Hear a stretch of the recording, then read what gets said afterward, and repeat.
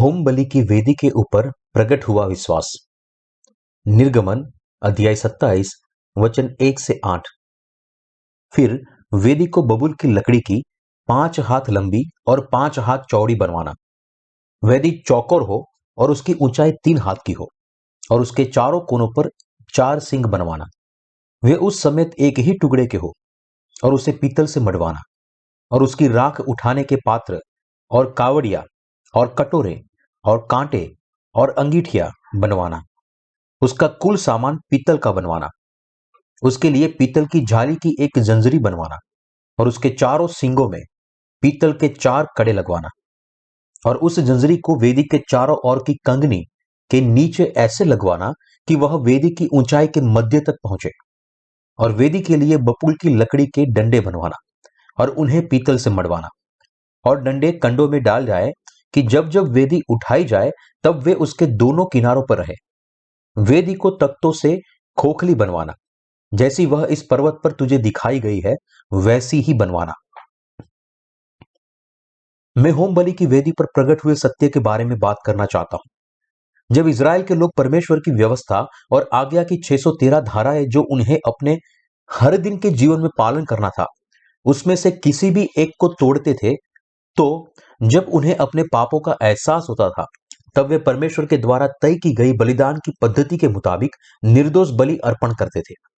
जिस जगह पर वे इस बलिदान को अर्पण करते थे वह होम बलि थी। दूसरे शब्दों में, इज़राइल के लोग निर्दोष बलि के सिर पर अपने हाथ रखकर, उसके गले को काटकर, उसका लहू बहाकर, उस लहू को होम बलि की वेदी के सींगों पर छिड़क कर और बचे हुए लहू को भूमि पर बहाकर और वेदी पर बलिदान के मांस को जलाकर अपने पापों की माफी पाते थे। होम बलि की वेदी का आत्मिक मतलब क्या है? होम बलि की वेदी का नाप लंबाई और चौड़ाई में 2.25 मीटर यानी कि 7.5 फीट और ऊंचाई में 1.3 मीटर यानी 4.5 फीट था। वह बबूल की लकड़ी से बनाई गई थी और पीतल से मढ़ा गया था। जब भी इज़राइल के लोग इस होम बलि को देखते थे तब उन्हें एहसास होता था कि वे वो लोग थे जो न्याय से बंधे हुए थे और अपने दोष को दूर करने में असमर्थ थे। और जैसे जैसे बलिदान के प्राणी को मारा जाता था, वैसे उन्हें भी एहसास हुआ था कि उन्हें भी अपने पापों की वजह से मरना होगा। लेकिन उन्होंने यह भी विश्वास किया कि मसीहा इस पृथ्वी पर आएगा और उनके पापों की वजह से दोषित होकर और बलिदान के अर्पण की तरह मरकर उनके पापों को दूर करेगा।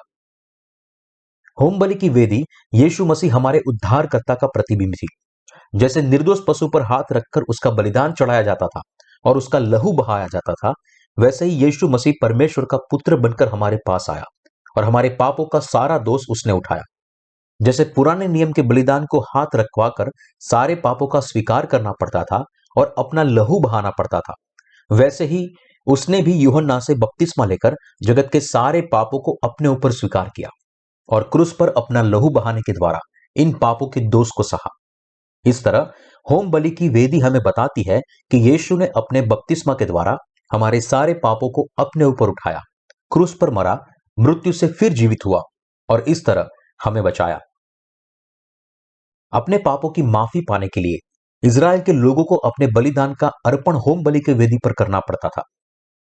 जब हम लेवी व्यवस्था की किताब में अध्याय 4 देखते हैं, तब हम देखते हैं कि जब भी अभिषिक्त याजक इज़राइल के सारे लोग, शासक या कोई भी आम इंसान पाप करता था, तब उन्हें बलिदान के अर्पण को परमेश्वर के पास लाकर अपने हाथ उसके सिर पर रखकर, उसे मारकर, उसके लहू को निकालकर और उसे होम बलि के पास लाकर और परमेश्वर के लिए उसे अर्पण करके अपने पापों की माफी प्राप्त करनी पड़ती थी।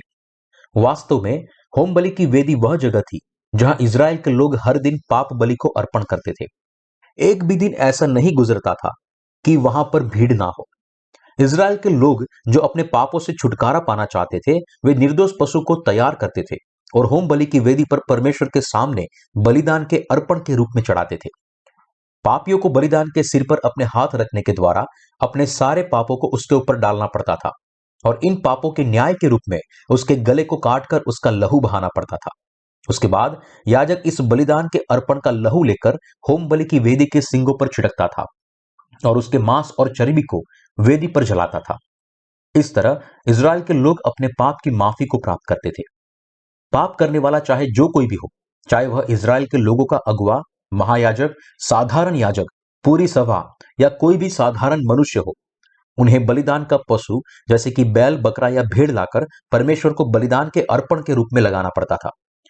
पापी या उनके प्रतिनिधि को बलिदान के सिर पर अपने हाथ रखने पड़ते थे, उसे मारना पड़ता था, उसके लहू को होम बलि की वेदी के सींगों पर छिड़कना पड़ता था और बाकी बचे हुए लहू को भूमि पर बहाना पड़ता था और इस प्रकार अपने बलिदान के अर्पण की चर्बी को जलाना पड़ता था, जो उन्हें उनके पापों की माफी देता था। इसलिए कई सारे लोगों को होम बलि की वेदी के पास अपने बलिदान के अर्पण को लेकर आना पड़ता था। वे अपने हाथों को अर्पण के सिर पर रखते थे, उसके लहू को बहाते थे और उसे याजकों को दे देते थे। जब होम बलि की वेदी पर अर्पण चढ़ाया जाता था, तब उस बलिदान का अर्पण निर्दोष होना चाहिए था और जब पापी अपना अर्पण परमेश्वर को देते थे, तब उन्होंने यह सुनिश्चित करना पड़ता था कि वे निर्दोष पशु हो और उसके हाथों पर सर पे रखकर उस पर सारे पापों को डालना पड़ता था। वैसे ही बलिदान का अर्पण करते समय इसमें से कुछ भी छोड़ नहीं सकते थे। आमतौर पर पाप करने वाले व्यक्ति को बलिदान के पशु के सिर पर अपने हाथों को रखना पड़ता था, लेकिन जब इज़राइल की पूरी प्रजा पाप करती थी, तब उनके प्रतिनिधि बलिदान के अर्पण के सिर पर अपने हाथ रखते थे। निसंदेह जिस बलिदान के सिर पर हाथ रखा जाता था, उसका गला काटकर उसे मार दिया जाता था और उसका लहू बहाया जाता था और अंत में इसे वेदी पर जलाना पड़ता था। जलते हुए मांस, चर्बी और लकड़ी का धुआं हमेशा होम बलि की वेदी के चारों ओर भरा रहता था और उसके सिंग पर उसके नीचे की भूमि बलिदान के पशु के लहू से पूरी तरह भीग जाती थी। होम बलि की वेदी पाप की माफी की जगह थी, जहां इज़राइल के लोगों के पापों को साफ करने के लिए परमेश्वर को बलिदान अर्पण किया जाता था। होम बलि की वेदी जहां से हर समय धुआं उठता रहता था, उसका नाप, लंबाई और चौड़ाई दोनों में 2.25 मीटर और ऊंचाई 1.35 मीटर थी। इसके मध्य में पीतल की एक अंगीठी रखी हुई थी और उस अंगीठी में जलाए जाने वाले बलिदान के अर्पण से निरंतर धुआं उठता रहता था। इस तरह जिस जगह पर बलिदान को जलाया जाता था और परमेश्वर को चढ़ाया जाता था, वह होम बलि की वेदी थी। होम बलि की वेदी के सारे पात्र पीतल से बने हुए थे। राख को हटाने के लिए इस्तेमाल किए जाने वाले होम बलि की वेदी के पात्र पीतल से बने हुए थे। होम बलि की वेदी बबूल के लकड़ी के ऊपर पीतल से मढ़कर बनाई गई थी, इसलिए वेदी और उसके सारे पात्र पीतल से बने हुए थे। होम बलि की वेदी के इस पीतल का निश्चित आत्मिक मतलब भी है। पीतल परमेश्वर के सामने पाप के न्याय को प्रदर्शित करता है। वैसे ही होम बलि की वेदी एक ऐसी जगह है जो हमें स्पष्ट रूप से बताती है कि निश्चित रूप से पापी के पापों का न्याय होगा। परमेश्वर निश्चित रूप से लोगों को उनके पापों का दोष देगा। जिस स्थान पर पापियों के लिए बलिदान के पशु पर दोष लगाकर उसे जलाया जाता था, वह होम बलि की वेदी थी और वेदी और उसके सारे पात्र पीतल के बने थे। इसलिए यह चीजें हमें बताती है कि निश्चित रूप से हर एक पाप का न्याय होगा। वेदी हमें बताती है कि उनके पापों के कारण लोगों पर दोष लगाया है और उन्हें मार दिया जाता है, लेकिन होम बलि की वेदी के पास अपने बलिदान के पशु को लाकर और उसे परमेश्वर को चढ़ाकर वे अपने पाप को धो सकते हैं, पाप की माफी पा सकते हैं और फिर से जीवन जी सकते हैं। यहां जो बलिदान होम बलि की वेदी पर चढ़ाया जाता था, वह बताता है कि यीशु मसीह के बपतिस्मा और उसके बहाए हुए लहू ने विश्वासियों के पापों को माफ किया है। इसलिए यह विश्वास जिसने होम बलि की वेदी पर बलिदान चढ़ा था, वह नए नियम के समय में यीशु मसीह के बपतिस्मा और लहू पर विश्वास के रूप में जारी रहा है। जब हम यीशु मसीह पर अपने उद्धारकर्ता के रूप में विश्वास करते हैं, तब हमें अपने विश्वास को परमेश्वर के हाथों में सौंपना चाहिए, जो यीशु के बपतिस्मा और उसके लहू पर हमारे पापों की माफी के रूप में विश्वास करता है। पुराने नियम में यह विश्वास उस विश्वास का पता लगाता है जो नीले, बैंगनी और लाल कपड़े और बटी हुई सनी के कपड़े से बुने मिलाप वाले तंबू के आंगन के द्वार को खोलता है और उसमें प्रवेश करता है। होम बलि की वेदी पर बलिदान किए गए सारे अर्पण यीशु मसीह का संकेत करते हैं। जब यीशु मसीह इस पृथ्वी पर आए, तब उसने क्या किया? हम पापी थे, हमने परमेश्वर के खिलाफ पाप किया था और उसकी व्यवस्था और आज्ञाओं को तोड़ा था। लेकिन हमारे इन सारे पापों को मिटाने के लिए यीशु मसीह ने यूहन्ना से बपतिस्मा लिया और जगत के सारे पापों को अपने ऊपर उठा लिया और फिर क्रूस पर अपना लहू बहाया। जिस तरह सिर पर हाथ रखने के द्वारा बलिदान का पशु इजरायलियों के पापों को अपने ऊपर उठाता था और फिर उसे मारकर होम बलि की वेदी पर जलाया गया था, क्योंकि यीशु मसीह निर्दोष बलिदान के रूप में इस पृथ्वी पर आया और उसने बपतिस्मा लिया। इसलिए वह क्रूस पर अपना बलिदान का लहू बहा सका और हमारी जगह वह मर सका। अपने दोनों हाथों और पैरों पर कीले लगवाकर और अपना लहू बहाकर हमारे प्रभु ने हमारे सारे पापों को दोष खुद उठा लिया। हमारी जगह उसका न्याय हुआ। इस प्रकार उसने हमें हमारे सारे दोष और पापों से बचाया। यीशु मसीह जो होम बलि की इस वेदी का सच्चा तत्व बना था, उसने इस पृथ्वी पर आने के बाद क्या किया? यीशु मसीह ने अपने बपतिस्मा के द्वारा हमारे सारे पापों को अपने ऊपर उठाकर क्रूस पर चढ़ा और क्रूस पर मरा और मृत्यु से फिर जीवित होकर हमें बचाया। हमारा प्रभु इस पृथ्वी पर आया, हमारे उद्धारकर्ता को परिपूर्ण किया और फिर स्वर्ग के राज्य में उठा लिया गया। हम जो हर दिन पाप करते हैं, होम बलि की वेदी का एक और मतलब है जो है आरोहण। वास्तव में आप और मैं हर रोज पाप करते हैं, इसलिए हमें हमेशा परमेश्वर को अपना बलिदान देना पड़ता है और इस वजह से हमारे पापों के दोष का धुआं हमेशा परमेश्वर की ओर चढ़ता है। क्या कोई ऐसा दिन है जब आप पाप नहीं करते लेकिन संपूर्ण जीवन जीते हैं? इज़राइल के लोगों का बलिदान लगातार तब तक चढ़ाया गया था जब तक कि इज़राइलियों के पापों को माफ करने वाला बलिदान चढ़ाते चढ़ाते याजक थक नहीं गए और उसे अब और नहीं चढ़ा सके, क्योंकि इज़राइल के लोगों ने व्यवस्था को तोड़ा और हर दिन परमेश्वर के खिलाफ पाप किया। इसलिए उन्हें हर रोज अपना बलिदान देना पड़ा। मूसा जो इज़राइल का प्रतिनिधि था, उसने इज़राइलियों को परमेश्वर की व्यवस्था की 613 धाराएं और आज्ञाएं दी। निर्गमन अध्याय 19 वचन 5 और 6 में लिखा है, इसलिए अब यदि तुम निश्चित मेरी मानोगे और मेरी वाचा का पालन करोगे तो सब लोगों में से तुम ही मेरा निज जन ठहरोगे। समस्त पृथ्वी तो मेरी है और तुम मेरी दृष्टि में याजकों का राज्य और पवित्र जाति ठहरोगे। जो बातें तुझे इज़राइलियों से कहनी है वे यही है।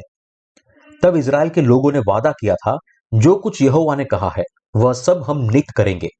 इसलिए इज़राइल के लोग इस परमेश्वर को पहचानना और उस पर विश्वास करना चाहते थे जो मूसा के सामने प्रकट हुआ था और उसके जरिए उनके साथ उनके सच्चे परमेश्वर की तरह बात की थी और वे चाहते थे कि यह परमेश्वर उनकी रक्षा करे। परमेश्वर ने उनसे जो कुछ भी कहा था उसका पालन करके वे न केवल उनका निज धन बनना चाहते थे लेकिन परमेश्वर के याजकों का राज्य और पवित्र जाति भी बनना चाहते थे।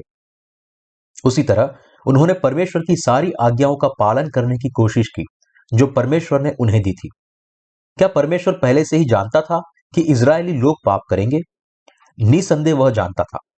इसलिए परमेश्वर ने मूसा को सीनै पर्वत पर बुलाया और दर्शन में मिलाप वाला तंबू दिखाया, उसके रूप के बारे में विस्तार से बताया और बनाने के लिए कहा और उसे हूबहू वैसे ही बनवाया।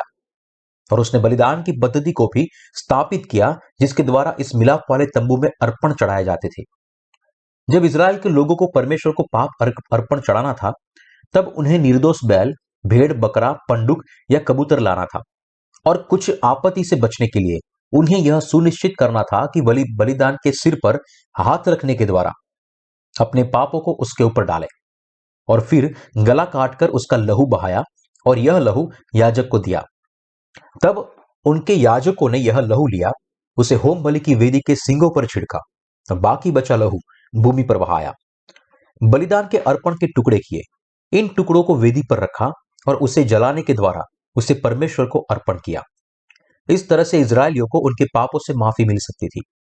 जब अर्पण जलाया गया तब उन्हें न केवल उसका मांस जलाना पड़ा लेकिन उन्हें उनकी सारी चर्बी और अंतड़ियों को, कलेजे को भी जलाना पड़ा।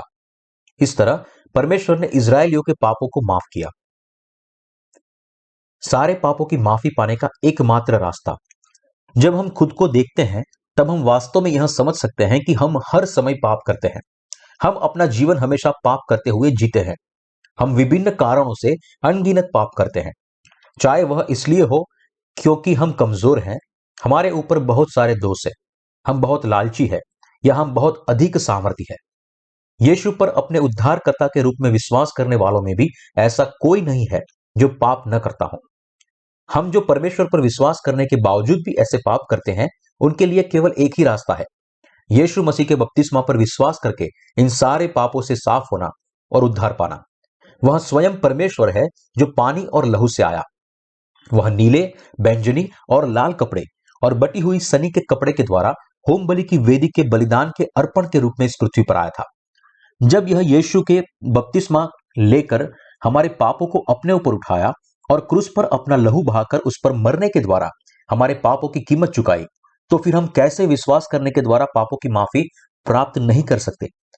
हमारे मसीहा यीशु मसीह ने उद्धार के कारण विश्वास के द्वारा आप और मेरे एक ही बार में हमारे सारे पापों को माफ कर दिया है। हालांकि हम वास्तव में हमेशा पाप करते हैं, इसलिए यीशु मसीह के बपतिस्मा और लहू का उद्धार जो उसने इस पृथ्वी पर आने के बाद परिपूर्ण किया था, उसकी वजह से हम हमारे पापों से स्वतंत्र हो सके। हमारे प्रभु ने अपने बपतिस्मा के द्वारा हमारे पापों को अपने ऊपर ले लिया, जगत के पापों को क्रूस तक ले गया और उसे क्रूस पर चढ़ाया गया, और इस तरह हमें हमारे पापों से पूरी तरह छुटकारा दिलाया। हमारे पापों के लिए बपतिस्मा लेकर अपने क्रूस पर चढ़ाए जाने के द्वारा हमारे सारे पापों के दोष को खुद पर उठाकर उसने हमें पूरी तरह से बचाया है।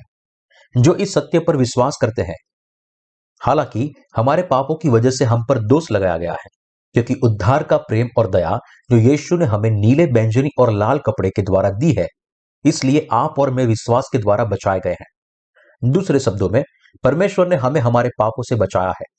यह उस पर विश्वास करने से है कि हमें हमारे सारे पापों से छुटकारा मिला है। यह वही है जो होम बलि की वेदी हमें बताती है। आप शायद सोचते होंगे कि मिलाप वाले तंबू के अंदर सब कुछ खूबसूरत था, लेकिन यदि आपने वास्तव में इसके आंगन के अंदर प्रवेश किया होता तो आपको अनपेक्षित और घृणित दृश्य का सामना करना पड़ता। समकोणीय आकार की पीतल से बनी होम बलि की वेदी कभी भी धुआं और आग उगलती थी। पीतल की वेदी पापियों का इंतजार करती थी। इसकी भूमि लहू से तरबतर थी और कोई भी यह समझ सकता था कि यह पाप के दोष की जगह थी, जैसा कि यह स्थान वो जगह थी जहां प्रतिदिन बलिदान का अर्पण चढ़ाया जाता था। आप जलते हुए मांस और लकड़ी की बदबू से अभिभूत होते। होम बलि की वेदी के नीचे लहू नदी के समान बहता था। जब भी इजरायलियों ने पाप किया, तब वे अपने बलिदान के पशु को मिलाप वाले तंबू के पास लेकर आते। अपने हाथों को रखने के द्वारा वे अपने पापों को उसके ऊपर डालते, उसके गले को काटते, उसका लहू बहाते और इस लहू को याजक के हाथों में सौंपते। फिर याजक इस लहू को होम बलि की वेदी के सींगों के ऊपर छिड़कता और बाकी लहू को भूमि पर उंडेलता। फिर वे अर्पण के टुकड़े करते और उसके गुर्दे और चर्बी के साथ इसके मांस को अंगीठी पर रखकर जलाते। जब लहू बहता, तब शुरू में यह बहुत तरल होता है, लाल रंग का बहता है, लेकिन कुछ समय के बाद यह जम जाता है और चिपचिपा हो जाता है। यदि आपने वास्तव में कभी मिलाप वाले तंबू में प्रवेश किया होता, तो आपने इस भयानक लहू को देखा होता। जब भी इजराइल के लोगों ने परमेश्वर की आज्ञाएं तोड़ी, तब होम बलि की वेदी के द्वारा उन्हें समझ में आता है कि बलिदान के अर्पण की तरह वेदी पर मरे होते। क्यों? क्योंकि परमेश्वर ने लहू के द्वारा उनके साथ अपनी वाचा को बांधा था। यदि तुम मेरी आज्ञा मानोगे, तो तुम मेरे लोग और याजकों का राज्य बनोगे। लेकिन यदि तुम इसे पालन करने में विफल हुए, तो तुम इस बलिदान के अर्पण की तरह मरोगे। इस तरह से परमेश्वर ने लहू से अपनी वाचा को स्थापित किया। जैसे इजराइल के लोगों ने इसे दिए गए तथ्य के रूप में स्वीकार किया कि यदि वे पाप करते हैं और व्यवस्था को तोड़ते हैं, तो उन्हें अपना खून बहाना पड़ता। वास्तव में केवल इजराइलियों को ही नहीं, लेकिन परमेश्वर पर विश्वास करने वाले सारे लोगों को अपने पापों के लिए बलिदान का लहू चढ़ाना चाहिए। यह हमें बताता है कि जो कोई भी परमेश्वर के सामने पाप करता है, इसलिए उसके दिल में पाप है, चाहे वह कितना भी छोटा या बड़ा पाप क्यों ना हो। उसे इसलिए परिणाम स्वरूप इस पाप के दोष का सामना करना होगा। हालांकि न्याय की व्यवस्था पाप की मजदूरी मृत्यु है, परमेश्वर के सामने सारे लोगों को लागू होती है। ऐसे बहुत कम लोग हैं जो परमेश्वर के न्याय से डरते हैं और परमेश्वर की बलिदान की पद्धति में प्रकट हुए परमेश्वर के उद्धार की व्यवस्था के लिए अपने आप को समर्पित करने की कोशिश करते हैं। होम बलि की वेदी हमें बताती है कि व्यवस्था के मुताबिक जिसने तय किया है कि पाप की मजदूरी मृत्यु है, यीशु मसीह ने हमें मिलाप वाले तंबू के आंगन के द्वार में प्रकट हुए नीले, बैंजनी और लाल कपड़े और बटी हुई सनी के कपड़े के द्वारा हमें हमारे पाप और दोष से बचाया है। हमारे लिए जो हमेशा पाप करते हैं और जिन पर पापों की वजह से दोष लगाना चाहिए, मसीह मनुष्य की देह में इस पृथ्वी पर आया। यूहन्ना द्वारा बपतिस्मा लेकर हम यानी कि मनुष्य जाति के सारे पापों को अपने ऊपर उठाया, जगत के इन पापों को क्रूस तक लेकर गया, क्रूस पर चढ़ाकर अपना लहू बहाया, बड़ा दुख और दर्द सहा, अपना बलिदान दिया और इस तरह आपको और मुझे हमारे सारे पापों से बचाया। ऐसा इसलिए है क्योंकि मसीह ने अपनी देह का बलिदान दिया और इस तरह से हमें बचाया कि आप और मैं विश्वास के द्वारा हमारे सारे पापों से छुटकारा पा सके। दूसरे शब्दों में, उन लोगों के लिए जो अपने पापों के कारण मरने वाले थे, यीशु मसीह ने अपने बपतिस्मा के द्वारा उनके सारे पाप अपने ऊपर उठाए, मृत्यु के लिए क्रूस पर चढ़ाया गया, मृत्यु से फिर जीवित हुआ और इस तरह से उन्हें उनके सारे पाप और दोष से बचाया। जब हम होम बलि की वेदी को देखते हैं, तब हमें यह विश्वास होता है, यह देखकर कि इस समय वेदी पर बलिदान चढ़ाया जा रहा है, हम समझ सकते हैं और विश्वास कर सकते हैं कि भले ही यह हम होते जिन्हें उनके पापों के कारण मरना है, फिर भी परमेश्वर ने हमें अपनी बलिदान के अर्पण के स्वरूप में नहीं बदला, लेकिन उसके बजाय हमारा प्रभु खुद इस पृथ्वी पर आया और हमारे उद्धार को परिपूर्ण किया। बपतिस्मा लेकर, क्रूस पर अपना लहू बहाकर और मृत्यु से जीवित होकर यीशु ने हमें बचाया है। यही कारण है कि परमेश्वर पिता ने इजरायलियों को अपने पापों की वजह से दोषित न ठहराकर उनके बलिदान के अर्पण का स्वीकार किया और उनके सारे पापों को माफ किया। इजराइल के लोगों को बलिदान के पशु के सिर पर हाथ रखने के द्वारा अपने सारे पाप उसके ऊपर डालकर और उसे मारकर और उसके लहू, मांस और चर्बी को अर्पण करवा के परमेश्वर ने इजरायलियों के पापों को माफ कर दिया। इस बलिदान की पद्धति के द्वारा उसने हमें भी हमारे सारे पापों से शुद्ध किया है। इसके अलावा और कुछ भी परमेश्वर का प्रेम और उसकी दया नहीं है। परमेश्वर ने केवल व्यवस्था के द्वारा हमारे साथ व्यवहार नहीं किया। यदि परमेश्वर केवल अपनी व्यवस्था के मुताबिक आपका और मेरा और इजराइल के सारे लोगों का न्याय करे, तो इस पृथ्वी पर कितने लोग जीवित रहेंगे? यदि परमेश्वर केवल अपनी व्यवस्था के आधार पर हमारा न्याय करता है, तो हम में से कोई भी एक दिन भी जीवित नहीं रहेगा। हम में से अधिकांश 24 घंटे भी जीवित नहीं रहते, लेकिन कुछ ही मिनटों में मर जाते। हम में से कुछ लोग सिर्फ 1 घंटे में मर जाते हैं, जबकि अन्य 10 घंटे तक जीवित रह सकते हैं। लेकिन यह मामूली अंतर है। किसी भी तरह हम सब लोग मरने के लिए बाध्य होते। जैसे आज लोग 60, 70 या 80 और उससे भी ज्यादा जीवित रहते हैं, उतना वे नहीं जी पाएंगे। किसी भी समय सब पर दोष लगाया जाता। सोचिए, आज सुबह क्या हुआ। पूरी रात पार्टी करने के बाद आपका बेटा अभी भी बिस्तर से बाहर निकलने के लिए संघर्ष कर रहा है। आपकी पत्नी उससे जगाने की कोशिश कर रही है। परिणाम स्वरूप चिल्लाहट होती। आपका बेटा अपनी मां पर चिल्लाता क्योंकि वह उसे जगा रही है, और आपकी पत्नी उसके बेटे पर चिल्लाती क्योंकि वह उस पर चिल्ला रहा है। और इस तरह सुबह की लड़ाई शुरू होती। अंत में यह मां और बेटा दोनों ही परमेश्वर के सामने पाप करते हैं, और दोनों में से कोई भी एक दिन भी नहीं टिकेगा, क्योंकि दोनों पर पाप करने के कारण दोष लगेगा। भजन संहिता 103 वचन 10 में लिखा है, लेकिन उसने हमारे पापों के अनुसार हमसे व्यवहार नहीं किया और न हमारे अधर्म के कामों के अनुसार हमको बदला दिया है। धर्मी व्यवस्था से हमारा न्याय करने से दूर परमेश्वर ने इसके बजाय बलिदान का अर्पण तैयार किया, जो इस धर्मी व्यवस्था को परिपूर्ण करने के लिए हमारी जगह लेगा। हमें बलिदान पर अपने हाथ रखकर उस पर हमारे पापों को डालने के द्वारा और हमारे जीवन की जगह इस अर्पण का लहू परमेश्वर को चढ़ाने के द्वारा परमेश्वर ने हमारे जीवन का बलिदान स्वीकारने के बजाय बलिदान के अर्पण का जीवन स्वीकार किया और हमारे और इजरायलियों के साथ पूरी मनुष्य जाति के पापों को माफ किया। हमें उससे बचाया और हमें फिर से जीवित किया, और विश्वासियों को उनके पापों से बचाकर परमेश्वर ने उन्हें अपनी प्रजा बनाया। इसी तरह से परमेश्वर ने इजराइल के लोगों को परमेश्वर के राज्य के याजक बनाया। यहां बलिदान का अर्पण यीशु मसीह के अलावा और किसी को नहीं दर्शाता।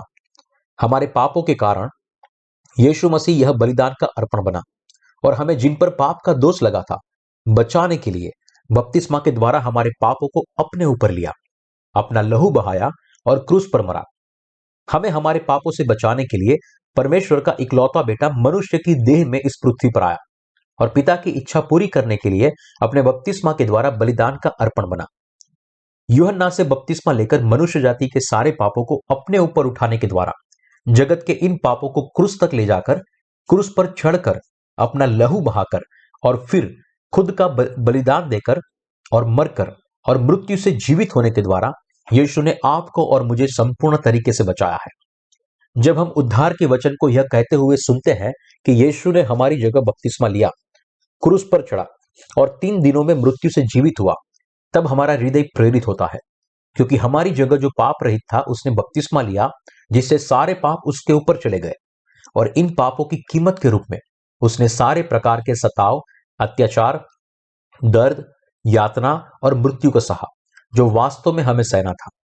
जब मसीह ने हमें हमारे पापों से बचाया है, तो इस सत्य पर विश्वास न करने से अधिक बुरा और कुछ भी नहीं हो सकता।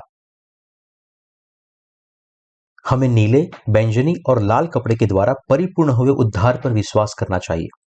जब यीशु मसीह ने हमारे लिए अपने बपतिस्मा के द्वारा हमारे पापों को और इन पापों के न्याय को सहा, और जब उसने हमारी जगह खुद का बलिदान देकर आपको और मुझे बचाया, तब हमारे पास उस प्रकार का विश्वास होना चाहिए जो कहता हो, धन्यवाद प्रभु।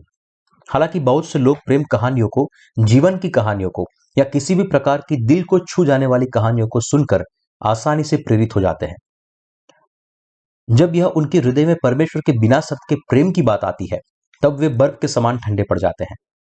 जब हमारे परमेश्वर का अनुग्रह इतना महान है कि उसने हमारे लिए बपतिस्मा लिया और क्रूस पर मरा, फिर भी ऐसे जानवर जैसे लोग हैं जो इस अनुग्रह को नहीं समझते और उसके लिए उसे धन्यवाद नहीं देते। यीशु मसीह परमेश्वर का पुत्र इस पृथ्वी पर आया और हमारे लिए बलिदान का अर्पण बना।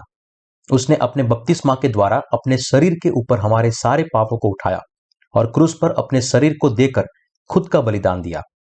हम सब के लिए उसे थप्पड़ मारा गया, नंगा किया गया, सताव और अत्याचार किया गया। इस तरह उसने हमें बचाया है। यह इस सत्य पर विश्वास करने से ही हम परमेश्वर की संतान बन गए हैं। यह सबसे बड़ी प्रेरणा है, परमेश्वर का महान अनुग्रह जो शब्दों से बयां नहीं किया जा सकता। अब इस तरह से मसीह ने हमें बचाया है, तब यह देखकर मुझे बहुत दुख होता है कि बहुत सारे लोग अभी भी इसे सुनकर विश्वास नहीं करते और धन्यवाद नहीं देते। यह इसलिए है क्योंकि यीशु इस पृथ्वी पर आया, अपना बपतिस्मा लिया और खुद को बलिदान किया, ताकि आप और मैं हमारे सारे पापों से बच सके।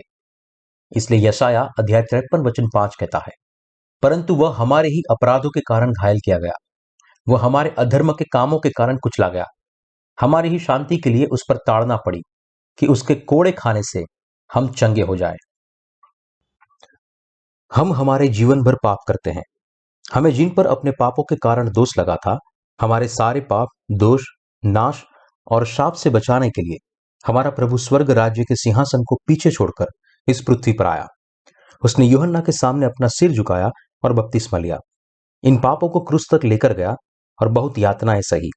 अपने हृदय के सारे लहू को भूमि पर बहाया, मृत्यु से जीवित हुआ, हमारे लिए बलिदान का अर्पण बना और हमारे उद्धार का सच्चा परमेश्वर बना। क्या आप इस तथ्य के बारे में सोचते हैं और इसे अपने हृदय की गहराई में मानते हैं? जब आप वचन सुनते हैं, तब केवल यह उचित है कि आपको विश्वास करना चाहिए और अपने हृदय में प्रेरित होना चाहिए। वास्तव में यीशु मसीह मनुष्य देह में इस पृथ्वी पर आया, और यह कि उसने बपतिस्मा लिया, मृत्यु के लिए क्रूस पर चढ़ा और अपने लोगों को अपने पापों से बचाने के लिए पुनरुत्थित हुआ। यदि हम समझे कि हम सब नरक में बंधे हुए थे, तब हम हमारे हृदय में गहराई से समझ सकते हैं कि यीशु उद्धार का प्रेरणादायक स्रोत है। हालांकि हम परमेश्वर पर विश्वास करना चाहते थे और उनके लोग बनना चाहते थे, लेकिन यह हासिल करने के लिए हमारे पास कोई रास्ता नहीं था।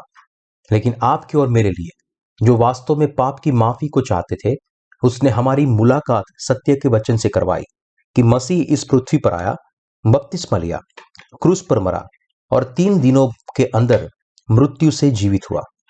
अगर यह यीशु का बलिदान नहीं होता, तो हम सब कैसे अपना उद्धार प्राप्त करते? हम कभी भी नहीं कर सकते थे। अगर यह यीशु का बपतिस्मा और क्रूस का लहू नहीं होता, अगर यह मिलाप वाले तंबू के नीले, बैंगनी और लाल कपड़े और बटी हुई सनी के कपड़े में प्रकट हुए उद्धार के लिए नहीं होता, तो हमारे लिए उद्धार केवल सपने के समान होता।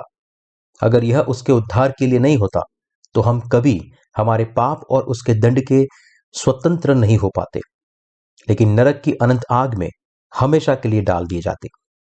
फिर भी मसीह ने हमें पुराने नियम के बलिदान की तरह हमारे लिए खुद को बलिदान करके हमें बचाया है। नीले, बैंगनी और लाल कपड़े का उद्धार नए नियम में परिपूर्ण हुआ। मेरे प्रिय पाठक, आपको मिलाप वाले तंबू के इस्तेमाल किए गए नीले, बैंगनी और लाल कपड़े और बटी हुई सनी के कपड़े को कभी भी भूलना नहीं चाहिए। बटी हुई सनी का कपड़ा पुराने और नए नियम के वचन है। यह वचन जो परमेश्वर ने बहुत पहले वायदा किया था कि वह खुद हमारा उद्धारकर्ता बनकर हमारे पास आएगा, और इस वचन के मुताबिक यीशु मसीह इस पृथ्वी पर आया। नीला कपड़ा हमें बताता है कि इस धरती पर आने के वाले मसीहा ने अपने बपतिस्मा के द्वारा हमारे सारे पापों को अपने ऊपर उठाया। दूसरे शब्दों में, वायदे के मुताबिक कि वह हमें हमारे पापों से बचाएगा और हमारे दोषों से छुड़ाएगा, उसने बपतिस्मा लिया। हमारे और इस जगत के सारे पापों को अपने ऊपर लेने के लिए उसने यूहन्ना से बपतिस्मा लिया और वास्तव में जगत के सारे पापों को सहा। हमें यह कभी नहीं भूलना चाहिए, क्योंकि यदि हम यह भूल जाते हैं तो यीशु हमारे बलिदान के अर्पण के रूप में आया और उसने अपने बपतिस्मा के द्वारा हमारे सारे पापों को उठाया, तो कोई उद्धार नहीं होगा। ज्यादातर हम इस दुनिया में खुद को ज्यादा महत्व देते हैं और अपने जीवन को जीते हैं। लोगों को दिल ऐसे है कि वे किसी और को बड़ाई करते नहीं देख सकते। वे खुद बड़ाई करना पसंद करते हैं। लेकिन एक निश्चित समय आया जब मैंने खुद के बारे में नहीं, लेकिन किसी और के बारे में बड़ाई की, और यह तब हुआ जब मैं यीशु के प्रति आभारी हुआ, क्योंकि उसने मुझे नीले, बैंगनी और लाल कपड़े और बटी हुई सनी के कपड़े से बचाया। दूसरे शब्दों में, मैं यीशु की बड़ाई करने लगा। अब मैं जितना होता है उतना ज्यादा बड़ाई करता हूं कि यीशु इस पृथ्वी पर आया, हमारे पापों के लिए उसने दुख उठाए, उसने बपतिस्मा लेकर हमारे सारे पापों को अपने ऊपर उठाया, और इस तरह प्रभु ने हमें बचाया। मैं इस सत्य की बड़ाई करने, इसका प्रचार करने और सारी महिमा परमेश्वर को देने में विफल नहीं होता। फिर भी बहुत से ऐसे लोग हैं जो यीशु पर विश्वास करने का दावा करते हैं, फिर भी उसके बपतिस्मा को निकालकर वचन का प्रचार करते हैं और यीशु का नाम लेकर खुद की बड़ाई करते हैं। एक झूठा सेवक था जो दावा करता था कि वह जीवन निर्वाह के लिए महीने में केवल $300 खर्च करता है, जैसे कि यह एक बड़ी उपलब्धि थी। वह दावा करता था कि उसे प्रति माह केवल $300 मिलते हैं, और जब वह यात्रा कर रहा होता है तो उसे कोई पैसा नहीं देना पड़ता, क्योंकि उसके अनुयायी उसके सभी खर्चों का भुगतान करते हैं। लेकिन क्या विश्वासियों का पैसा पैसा नहीं है? जब केवल उसके पैसे की बात आती है तो क्या यह पैसा कोई मायने नहीं रखता? यह मसीही अगुवे ने दावा किया कि उसे जब किसी चीज की जरूरत पड़ती है तब उसे केवल प्रार्थना करनी होती है, परमेश्वर मेरी यात्रा के खर्च को पूरा करो, मैं आप पर विश्वास करता हूं प्रभु। उसने गवाही दी। इस प्रार्थना के साथ कुछ संत बाहर आए और उसे बहुत सारा धन दिया। ऐसे लोगों को देखते हुए जो ये बातें ऐसे कहते हैं जैसे यह घमंड करने वाली बात हो, तब आपके मन में क्या विचार आते हैं? मत्ती अध्याय 3 वचन 13 से 17 में लिखा है, उस समय यीशु गलील से यरदन किनारे यूहन्ना के पास उससे बपतिस्मा लेने आया, परंतु यूहन्ना यह कहकर उसे रोकने लगा, मुझे तो तेरे हाथ से बपतिस्मा लेने की आवश्यकता है और तू मेरे पास आया है। यीशु ने उसको यह उत्तर दिया, अब तो ऐसा ही होने दे, क्योंकि हमें इसी रीति से सब धार्मिकता को पूरी करना उचित है। तब उसने उसकी बात मान ली और यीशु बपतिस्मा लेकर तुरंत पानी में से ऊपर आया, और देखो, उसके लिए आकाश खुल गया और उसने परमेश्वर के आत्मा को कबूतर के समान उतरते और अपने ऊपर आते देखा। और देखो, यह आकाशवाणी हुई, यह मेरा प्रिय पुत्र है जिससे मैं अत्यंत प्रसन्न हूं। जब यीशु ने बपतिस्मा लिया तब क्या हुआ था, यह बात यह भाग बता रहा है। जब यीशु ने यूहन्ना बपतिस्मा देने वाले से यरदन नदी में बपतिस्मा लिया और बाहर आया, तब स्वर्ग के दरवाजे खुल गए और परमेश्वर पिता की आवाज सुनाई दी, यह मेरा प्रिय पुत्र है जिससे मैं अत्यंत प्रसन्न हूं। यूहन्ना बपतिस्मा देने वाला उस समय हैरान था। यूहन्ना बपतिस्मा देने वाला इस यरदन नदी के पास 2 बार हैरान हुआ था। वह पहली बार हैरान तब हुआ जब उसने देखा कि यीशु उसके पास बपतिस्मा लेने के लिए आया था, और फिर दूसरी बार वह हैरान तब हुआ जब उसने यीशु को बपतिस्मा देने के बाद देखा कि स्वर्ग के दरवाजे खुल गए और परमेश्वर पिता की आवाज सुनाई दी, यह मेरा प्रिय पुत्र है जिससे मैं अत्यंत प्रसन्न हूं। ऐसा कौन सा कारण है कि यीशु को यूहन्ना बपतिस्मा देने वाले से बपतिस्मा लेना पड़ा? यहां मत्ती अध्याय 3 वचन 15 में हमें उत्तर देता है। आइए वचन 15 और 16 फिर से पढ़ते हैं। यीशु ने उसको यह उत्तर दिया, अब तो ऐसा ही होने दे, क्योंकि हमें इसी रीति से सब धार्मिकता को पूरा करना उचित है। तब उसने उसकी बात मान ली और यीशु बपतिस्मा लेकर तुरंत पानी से ऊपर आया और देखो, उसके लिए आकाश खुल गया और उसने परमेश्वर के आत्मा को कबूतर के समान उतरते और अपने ऊपर आते देखा। मत्ती अध्याय 3 वचन 15 हमें बताता है कि क्यों यीशु ने यूहन्ना बपतिस्मा देने वाले से बपतिस्मा लिया था। भले ही यीशु स्वर्ग के राज्य का महायाजक और परमेश्वर का इकलौता पुत्र था, फिर भी वह हमें बचाने के लिए इस पृथ्वी पर आया। दूसरे शब्दों में, यीशु इस पृथ्वी पर बलिदान का अर्पण बनकर आया था, जिसने हमारे पापों को अपने ऊपर उठाकर हमारी जगह खुद बलिदान होकर हमारे पापों की कीमत चुकाई। यही कारण है कि यीशु ने यूहन्ना बपतिस्मा देने वाले से बपतिस्मा लिया। लेकिन क्यों यीशु ने किसी और से नहीं, लेकिन यूहन्ना बपतिस्मा देने वाले से ही बपतिस्मा लिया? क्योंकि यूहन्ना बपतिस्मा देने वाला मनुष्य जाति का प्रतिनिधि था, क्योंकि वह स्त्री के पेट से जन्मे हुए में सबसे बड़ा था। मत्ती अध्याय 11 वचन 11 कहता है, जो स्त्रियों से जन्मे हैं उनमें से यूहन्ना बपतिस्मा देने वाले से कोई बड़ा नहीं हुआ। यूहन्ना बपतिस्मा देने वाला परमेश्वर का सेवक था, जिसके बारे में पुराने नियम की मलाकी की किताब में भविष्यवाणी की गई थी।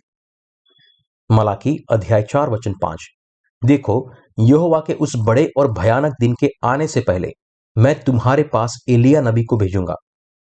यूहन्ना बपतिस्मा देने वाला यही एलिया था जिसे भेजने के बारे में परमेश्वर ने वायदा किया था। परमेश्वर ने यूहन्ना बपतिस्मा देने वाले को एलिया क्यों कहा? एलिया यह एक भविष्यवक्ता था जिसने इजराइलियों के दिलों को परमेश्वर की ओर मोड़ा था। उस समय में इजराइल के लोग बाल को अपने परमेश्वर के रूप में आराधना करते थे, लेकिन एलिया ने उन्हें स्पष्ट रूप से दिखाया कि असली परमेश्वर कौन है, बाल या यहोवा परमेश्वर। वह भविष्यवक्ता था जिन्होंने अपने विश्वास के साथ और बलिदान के माध्यम से इजराइल के लोगों के सामने सच्चाई को प्रकट किया और यह बताया कि जिंदा परमेश्वर कौन था, और फिर मूर्ति पूजा करने वालों को परमेश्वर की ओर वापस लेकर गया। इसीलिए पुराने नियम के अंत में परमेश्वर ने वादा किया, मैं तुम्हारे लिए एलिया को भेजूंगा, क्योंकि सारी मनुष्य जाति जिसे परमेश्वर के स्वरूप में बनाया गया था, वे मूर्ति पूजा और दुष्टात्मा की आराधना के गलत रास्ते पर थे। इसलिए परमेश्वर ने कहा कि वह उनके पास अपने सेवक को भेजेगा, जो उन्हें परमेश्वर की ओर वापस लेकर आएगा। इस प्रकार जो आएगा वह यूहन्ना बपतिस्मा देने वाला होगा। मत्ती अध्याय 11 वचन 3 और 14 में लिखा है, यूहन्ना तक सारे भविष्यवक्ता और व्यवस्था भविष्यवाणी करते थे, और चाहो तो मानो कि एलिया जो आने वाला था वह यही है। यह आने वाला एलिया और कोई नहीं लेकिन यूहन्ना बपतिस्मा देने वाला था।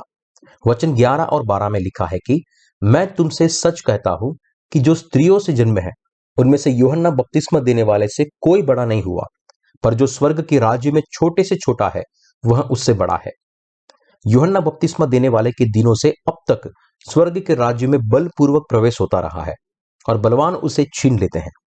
इसलिए जब यहां कहा जाता है कि जो स्त्रियों से जन्मे हैं उनमें से यूहन्ना बपतिस्मा देने वाले से कोई और बड़ा नहीं हुआ, इसका मतलब है कि परमेश्वर ने यूहन्ना बपतिस्मा देने वाले को मनुष्य जाति के प्रतिनिधि के रूप में खड़ा किया। परमेश्वर ने यूहन्ना बपतिस्मा देने वाले को यीशु के जन्म से 6 महीने पहले इस पृथ्वी पर जन्म दिया, और परमेश्वर ने उसे पुराने नियम के अंतिम भविष्यवक्ता और याजक के रूप में तैयार किया। इसलिए पृथ्वी के महायाजक के रूप में यूहन्ना बपतिस्मा देने वाले ने यीशु मसीह को बपतिस्मा दिया और मनुष्य जाति के सारे पाप उसके ऊपर डाले। दूसरे शब्दों में, यूहन्ना बपतिस्मा देने वाले ने यीशु को बपतिस्मा इसलिए दिया ताकि वह जगत के सारे पापों को उसके ऊपर डाल सके। यीशु मसीह ने यूहन्ना बपतिस्मा देने वाले से बपतिस्मा इसलिए लिया ताकि वह अपने बपतिस्मा के द्वारा मनुष्य जाति के पापों को अपने ऊपर उठा सके। इसीलिए यीशु ने मत्ती अध्याय 3 वचन 15 में कहा, अब तो ऐसा ही होने दे, क्योंकि हमें इसी रीति से सब धार्मिकता को पूरा करना उचित है। क्योंकि सब धार्मिकता केवल तभी पूरी हो सकती है जब यीशु जगत के सारे पापों को स्वीकार करने के लिए यूहन्ना बपतिस्मा देने वाले से बपतिस्मा ले। यीशु ने कहा कि यह उचित था। हमारे प्रभु ने इस प्रणाली से पापियों को बचाया। यह बपतिस्मा जो यीशु ने यूहन्ना से लिया था वह पुराने नियम के हाथ रखने के समान था। दूसरे शब्दों में, पुराने नियम में व्यक्ति के पापों को बलिदान के अर्पण के ऊपर डालने के लिए होम बलि की वेदी के सामने बलिदान के ऊपर हाथ रखने पड़ते थे।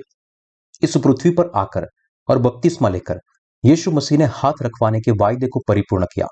वायदा किया गया कि जब भी दैनिक अर्पण चढ़ाया जाए, जहां पापी बलिदान के सर पर हाथ रखकर अपने पापों को उस पर डाले, और जब भी वे 7वें महीने के 10वें दिन पश्चाताप के दिन वार्षिक बलिदान चढ़ाया जाए, जिसे के द्वारा महायाजक बलिदान के सिर पर हाथ रखकर इजरायलियों के लिए पापों को उसके सिर पर डाले। पुराने नियम के हाथों को रखने की तरह, क्योंकि यीशु ने बपतिस्मा लेकर जगत के पापों को पुराने नियम के हाथों को रखने की तरह स्वीकार किया था, उसने इन सारे पापों को साफ किया। और क्योंकि उसने मनुष्य जाति के सारे पापों को खुद पर उठाया, इसलिए उसने हमारी जगह इन पापों के दोष को सहा और बलिदान हुआ। इसी तरह यीशु मसीह हमारे उद्धार का सच्चा परमेश्वर बना।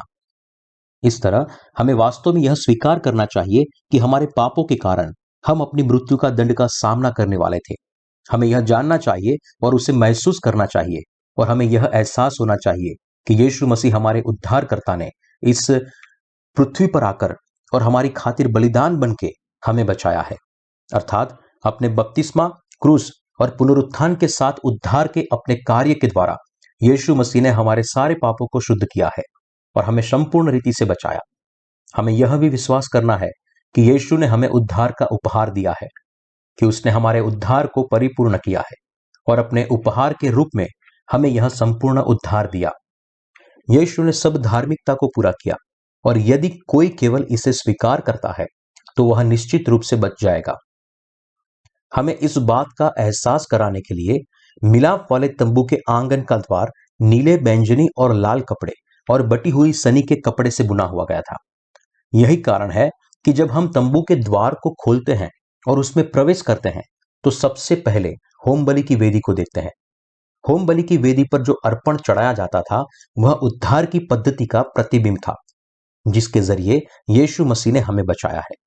होम बलि की वेदी पर जो अर्पण चढ़ाया जाता था, उसे अपने ऊपर हाथ रखने के द्वारा पापियों के अधर्म का स्वीकार करना पड़ा और पापी की जगह लहू बहाकर मरना पड़ा। फिर बलिदान के लहू को होम बलि की वेदी के सींगों पर छिड़का जाता था और बाकी बचे हुए लहू को भूमि पर छिड़का जाता था।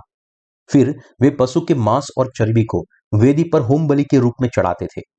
ये वह विधि थी जिसके द्वारा परमेश्वर को बलिदान का अर्पण चढ़ाया जाता था। बलिदान के अर्पण की ये सभी विशेषताएं ठीक उसी प्रकार है जिस विधि से यीशु मसीह हमारे उद्धारकर्ता बने हैं। दूसरे शब्दों में, बलिदान अर्पण के द्वारा परमेश्वर ने हमें दिखाया है कि यीशु मसीह इस तरीके से पृथ्वी पर आएगा और हमें बचाएगा। निसंदेह पापियों के हाथों की होम बलि की वेदी पर चढ़ाए गए बलिदान पर रखने के पड़ते थे। इसीलिए मिलाप वाला तंबू हमें पानी और आत्मा के सुसमाचार के बारे में बताता है।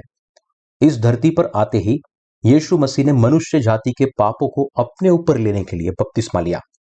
बपतिस्मा उद्धार का प्रतिबिंब है, जो मसीह ने परमेश्वर पिता के सामने जगत के सारे पापियों के लिए बलिदान का अर्पण बनने के लिए लिया था। इस मिलाप वाले तंबू के माध्यम से हमारे पास अब स्पष्ट विश्वास है, जिसे बलिदान का अर्पण प्रायश्चित के दिन महायाजक के हाथ रखने के द्वारा इजराइल के लोगों के पापों का स्वीकार करता था।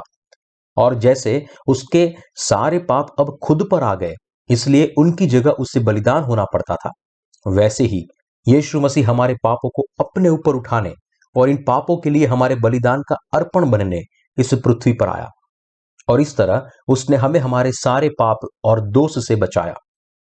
अब हम प्रेम के इस उद्धार पर पूर्ण विश्वास करते हैं।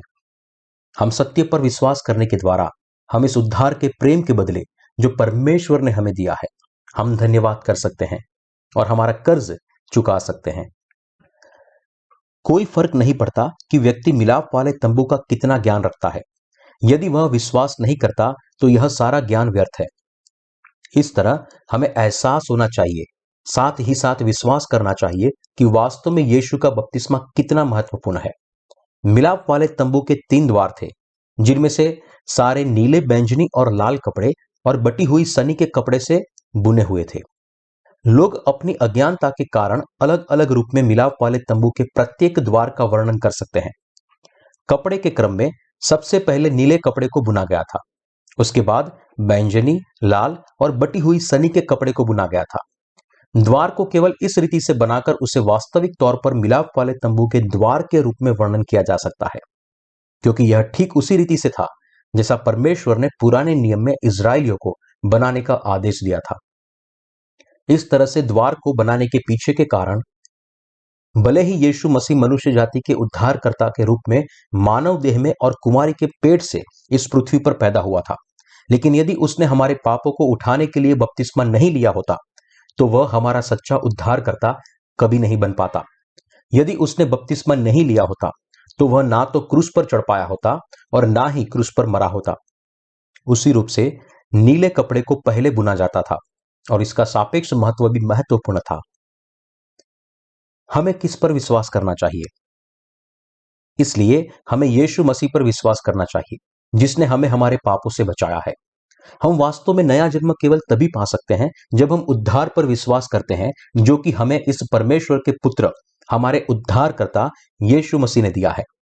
जब हम परमेश्वर के पुत्र पर अपने उद्धार के परमेश्वर के रूप में विश्वास करते हैं और जब हम सत्य पर विश्वास करते हैं कि वह इस पृथ्वी पर आया, हमारे लिए बपतिस्मा लिया और एक ही बार में हमारे पापों को अपने ऊपर उठा लिया और क्रूस पर हमारा दोष उसने सहा, तब हम हमारा सच्चा उद्धार प्राप्त कर सकते हैं। क्योंकि यीशु मसीह अपने बपतिस्मा के अलावा किसी अन्य तरीके से हमारे पापों को खुद पर नहीं ले सकता था। इस चौकस रीति से हमारे पापों को सहने के लिए वह क्रूस पर चढ़ा, अपना लहू बहाया और मर गया। कोई फर्क नहीं पड़ता कि वह परमेश्वर का पुत्र कैसे है और वह हमारे उद्धारकर्ता के रूप में इस धरती पर कैसे आया। यदि उसने हमारे पापों को अपने बपतिस्मा के माध्यम से खुद पर नहीं लिया होता तो हमारा उद्धार इस दुनिया में कभी नहीं हो सकता था। इसलिए आपके लिए यह आवश्यक है कि आप बाइबल की गवाही के बारे में विस्तार से पुष्टि कर ले कि आपके पापों को पहले ही मिटा दिया गया है। एक पल के लिए मान ले कि आप पर काफी कर्ज बकाया है। फिर कोई आपसे कहता है, चिंता मत करो, मैं आपके लिए इसे चुकाऊंगा। चिंता करने की कोई जरूरत नहीं है, मैं इस समस्या को हल कर दूंगा। जब भी आप उनसे मिलते हैं तो यह आदमी आपसे कहता रहता है, क्या मैंने आपको नहीं कहा था कि चिंता मत करो? मैंने तुमसे कहा था कि मैं इसे संभाल लूंगा। आइए आगे मान लेते हैं कि यह व्यक्ति आपसे यह कहते हुए गुस्सा हो जाता है कि क्यों तुमने मुझ पर विश्वास नहीं किया। जब वास्तव में इस व्यक्ति ने इसका भुगतान नहीं किया है, लेकिन फिर भी यदि यह व्यक्ति आपको हर रोज कहे कि मैंने इसका पूरा भुगतान कर दिया है, केवल मुझ पर भरोसा करो, तो क्या आप केवल विश्वास करने से उस कर्जे से स्वतंत्र होंगे? बिल्कुल नहीं। कोई फर्क नहीं पड़ता कि वह कितने आत्मविश्वास से आपको बताता है। यदि आप मुझ पर भरोसा करते हैं तो आपका सारा कर्ज चुका दिया जाता है। यदि वह वास्तव में इसका भुगतान नहीं करता है तो आपका कर्ज वैसा ही रहता है और यह व्यक्ति केवल आपको धोखा देता है। इसलिए आप उसके बार बार पूछते हैं, तो क्या आपने मेरा कर्ज चुका दिया? फिर वह आपको बार बार कहता है, आप इतना संदेह क्यों करते हैं? केवल बिना शर्त मुझ पर भरोसा करो। मैंने तुमसे कहा था कि मैंने तुम्हारा सारा कर्ज चुका दिया है। आपको बस इतना करना है कि मुझ पर विश्वास करो, और फिर भी आप इतना संदेह करते हैं। ऐसा मत करो। उसी तरह आइए फिर से मान लेते हैं, आपने पूरे दिल से उस पर भरोसा किया, लेकिन कोई फर्क नहीं पड़ता कि आप उस पर कितना विश्वास करते हैं। यदि वास्तव में वह आपके कर्ज का भुगतान नहीं करता है तो आपके सारे वचन झूठे हैं। यह है आज के मसीहियों का विश्वास। आज के मसीही कहते हैं, यीशु ने क्रूस पर अपना बहुमूल्य लहू बहाकर आपको बचाया है। उसने वहां पाप के सारे दोष को सहा, इस तरह उसने आपको बचाया।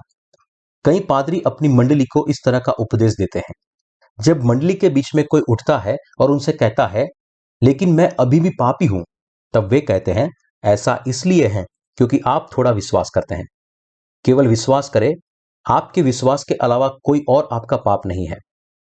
मैं भी सच में विश्वास करना चाहता हूं श्रीमान, लेकिन मुझे नहीं पता कि मैं क्यों विश्वास नहीं कर पा रहा हूं।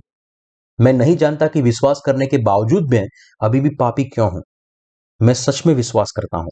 आपके पास पर्याप्त विश्वास नहीं है। आपको और अधिक विश्वास करने की आवश्यकता है।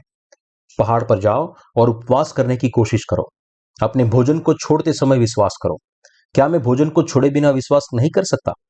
नहीं, आपको उपवास करते समय विश्वास करने की कोशिश करनी चाहिए। आज के कई पादरी आपको विश्वास करने के लिए कहते हैं, फिर भी वे आपको पापों की समस्या के हल को नहीं बताते और वे केवल आपको विश्वास न करने के लिए फटकारते हैं। अपनी ओर से आप विश्वास करने की कोशिश करते हैं और फिर भी विश्वास करना बहुत कठिन होता है, या आप वास्तव में आंख बंद करके विश्वास करते हैं लेकिन आपके पापों की समस्या अभी भी बनी हुई है। यहां गलत क्या है? कौन इसका वर्णन कर सकता है? लोगों के पास सच्चा और दृढ़ विश्वास नहीं हो सकता क्योंकि वे नहीं जानते कि यीशु मसीह ने बपतिस्मा लेकर उनके सारे पापों को अपने ऊपर उठा लिया था।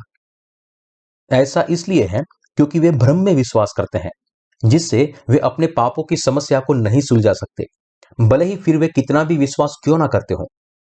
क्या विश्वास बिना किसी निश्चित प्रमाण के बिन शर्त विश्वास करने से आता है? बिल्कुल नहीं। संपूर्ण विश्वास एक ही बार में आता है, जब आप जानते हैं कि कैसे पाप की समस्या वास्तव में हल हुई थी और उस पर विश्वास करते हैं। हालांकि मुझे आप पर शक था। यह बहुत स्पष्ट है कि आपने पहले ही मेरे पापों की समस्या को हल कर दिया है। भले ही मैं विश्वास न करने का कितना भी प्रयत्न क्यों ना करूं, फिर भी मैं आपके उद्धार पर विश्वास करता हूं। क्यों ही यह उद्धार निश्चित है। मेरी समस्या हल करने के लिए धन्यवाद। दूसरे शब्दों में, हालांकि हम संदेह करते थे, लेकिन अब हमारे उद्धार का प्रमाण इतना निश्चित है कि अब हम और संदेह नहीं कर सकते। हमारे उद्धार और उसके सबूतों के निशान के रूप में यीशु ने हमें पानी और आत्मा का उद्धार कही जाने वाली रसीद दिखाई है। मैंने इस तरह से तुम्हारे लिए तुम्हारा कर्ज चुकाया है। जब हम इस रसीद को देखते हैं जो बताती है कि हमारा कर्ज चुका दिया गया है, केवल तभी सच्चा विश्वास हमारे पास आ सकता है।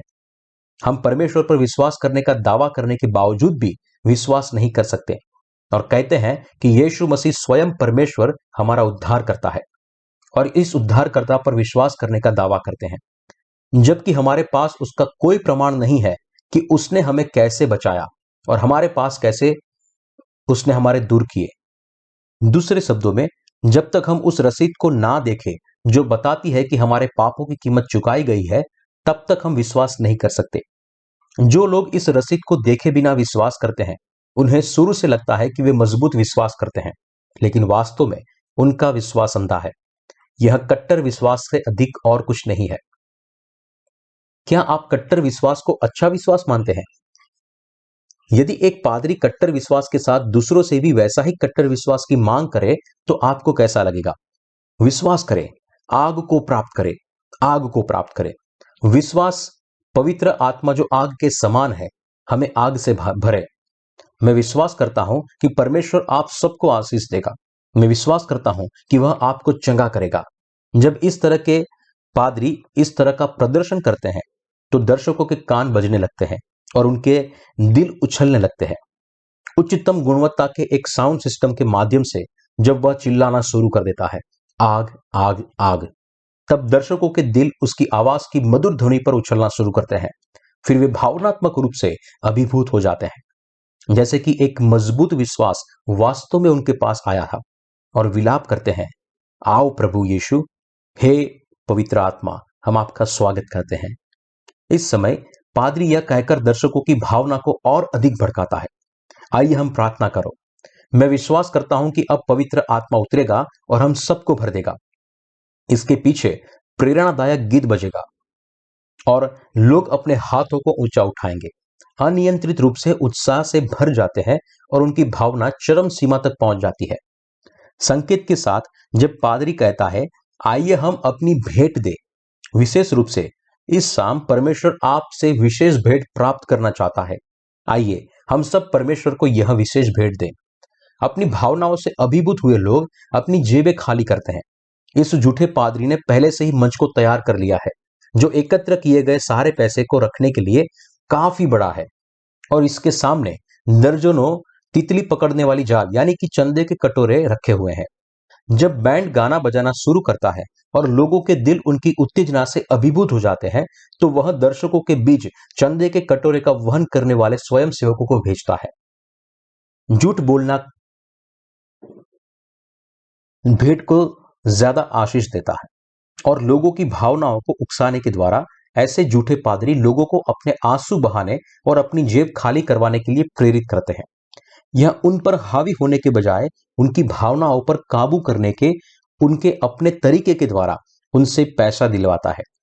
यह न तो परमेश्वर के वचन पर आधारित है और न ही किसी प्रकार के उपदेश पर आधारित है। लेकिन एक कट्टर और अंधा कार्य है जो धोखाधड़ी तक पहुंचाता है। इस तरह पादरी, जिनका विश्वास कट्टर है, अपना उद्देश्य पूरा करने के लिए लोगों की भावनाओं को उकसाते हैं। यदि हम जानते हैं कि हमारे प्रभु ने अपने बपतिस्मा के द्वारा हमारे पापों को उनके ऊपर ले लिया, और यदि हम इस यीशु मसीह पर हमारे उद्धारकर्ता के रूप में विश्वास करते हैं, तो हम डगमगाते नहीं, लेकिन शक्ति में, शांति में बने रहते हैं। केवल एक चीज जो हमें प्रेरित करती है, वह यह है कि यीशु ने अपने बपतिस्मा से हमारे पाप अपने कंधों पर उठाए और क्रूस पर चढ़कर वह मर गया। जब हम इस बारे में सोचते हैं कि यीशु स्वयं परमेश्वर ने अपने बपतिस्मा से हमारे पापों को अपने ऊपर उठाया और इन पापों की कीमत चुकाने के लिए मर गया, तब हम बहुत आभारी बन जाते हैं और हमारे हृदय बड़े आनंद से भर जाते हैं। हालांकि हमारे दिलों में यह शांत प्रेरणा इस दुनिया की किसी भी चीज से कहीं अधिक है। न तो प्रेम की कोई अद्भुत स्वीकृति, और न तो इस संसार के सबसे कीमती हीरो का कोई उपहार जिससे ज्यादा हमें प्रेरित करता है। इसके विपरीत कट्टरपंथियों की भावनात्मक रूप से की प्रेरणा लंबे समय तक नहीं चलती। हालांकि वे इस प्रेरणा में थोड़ी देर के लिए रह सकते हैं, तब वे शर्म से केवल अपना चेहरा छिपा सकते हैं। जब यीशु ने हमारे दोषों को सहा और हमारे लिए क्रूस पर मरा, तो मैं अब भी हर रोज पाप क्यों करता हूं? इसलिए वे अपनी इज्जत खो देते हैं, और जैसे समय बीतता है वैसे उन्हें प्रेरित नहीं किया जा सकता। शर्म के वारे वे परमेश्वर के पास भी नहीं जा सकते। इसीलिए परमेश्वर ने हमें होम बलि की वेदी दिखाई है। बलिदान की प्रथा में मुताबिक हम होम बलि की वेदी पर जो बलिदान चढ़ाया जाता था, वह कोई और नहीं लेकिन यीशु मसीह हमारा उद्धार करता था। उसी रूप से होम बलि की वेदी यह स्पष्ट करती है कि यीशु इस धरती पर आया था और वास्तव में हम सबको एक ही बार में नीले, बैंगनी और लाल कपड़े और बटी हुई सनी के कपड़े से बचाया था। परमेश्वर ने हमें होम बलि की वेदी दिखाई है और वह चाहता है कि हम उस पर विश्वास करके बच जाएं। वह क्या है जो हमें इस युग में करना है? ऐसी कई चीजें हैं जो हम नए जन्म पाए हुए लोगों को इस युग में करनी चाहिए। सबसे पहले हमें दुनिया भर में पानी और आत्मा के सुसमाचार का प्रचार करना चाहिए। हमें उन लोगों तक यह सच्चाई को फैलानी है जो नीले, बैंगनी और लाल कपड़े और बटी हुई सनी के कपड़े से अनजान है, और फिर हमें उन्हें नरक की आग के दोष से बचाने के लिए उनकी मदद करनी है। क्यों? क्योंकि बहुत से ऐसे लोग हैं जो मिलाप वाले तंबू में प्रकट हुए पानी और आत्मा के सुसमाचार को समझे बिना और विश्वास किए बिना यीशु का अनुसरण करते हैं। इस सच्चाई को उन तक फैलाने के लिए हमें और भी बहुत से काम करने हैं। हमें अपनी पुस्तकों को प्रकाशित करना होगा जो पूरी दुनिया में भेजी जाती है। इन पुस्तकों को अनुवाद करने, प्रूफ रीडिंग और संपादन करने से लेकर उन्हें छापने और दुनिया भर के देशों में भेजने के लिए आवश्यक धन प्राप्त करने के लिए वास्तव में ऐसे कई काम हैं जिन्हें करने की आवश्यकता है। इसलिए जब हम अपने साथी कर्मचारी और सेवकों को देखते हैं, तो हम देखते हैं कि वे सभी कितने व्यस्त हैं, क्योंकि परमेश्वर की कलीसिया के सारे संत और कर्मचारी इस तरह से व्यस्त हैं। इसलिए वे शारीरिक रूप से कुछ कठिन समय से गुजर रहे हैं। यह कहा जाता है कि मैराथन दौड़ को दौड़ने वाले अपने 42.195 किलोमीटर की दौड़ में एक निश्चित बिंदु तक पहुंचने के बाद थक जाते हैं। अब उन्हें यकीन भी नहीं होता कि वे भाग रहे हैं या और कुछ कर रहे हैं।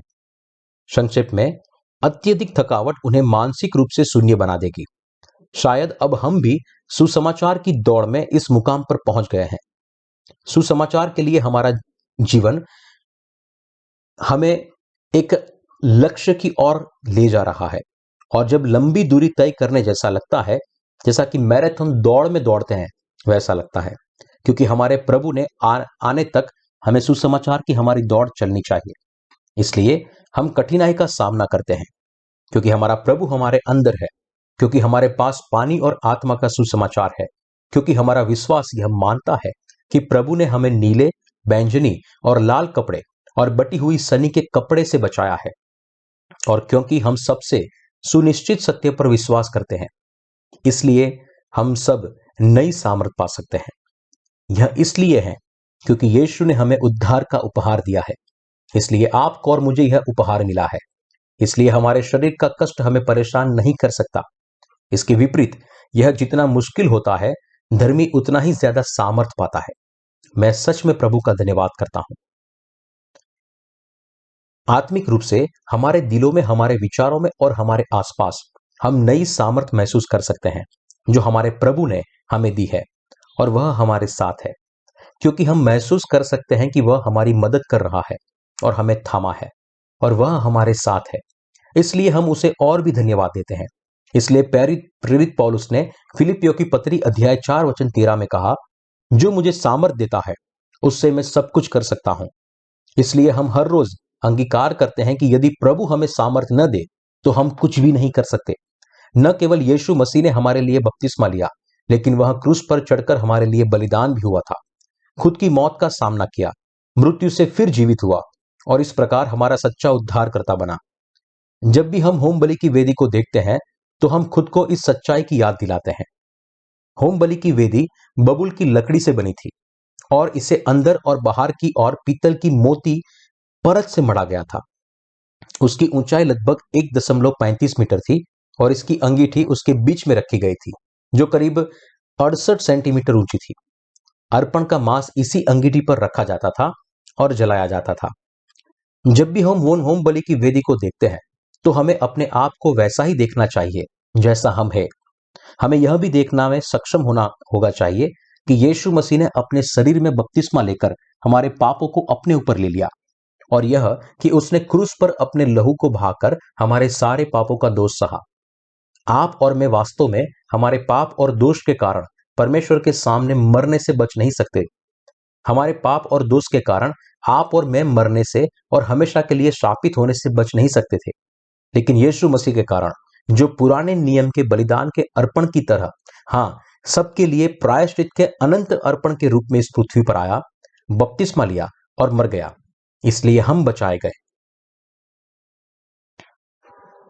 जब बलिदान का पशु जीवित होता है तब देखने में बहुत प्यारा लगता है, लेकिन जब वह हाथ रखे जाने की वजह से पापों का स्वीकार करता है और उसके बाद जब उसके गले को काट कर लहू बहाया जाता है, तब कितना भयानक होता है। हम जो इस भयानक तरीके से मरने के लायक थे, हमारे दोस्त से बच गए। यह कितनी बड़ी आशीष है। यह आशीष संभव हो पाई क्योंकि प्रभु ने हमें उद्धार का उपहार दिया।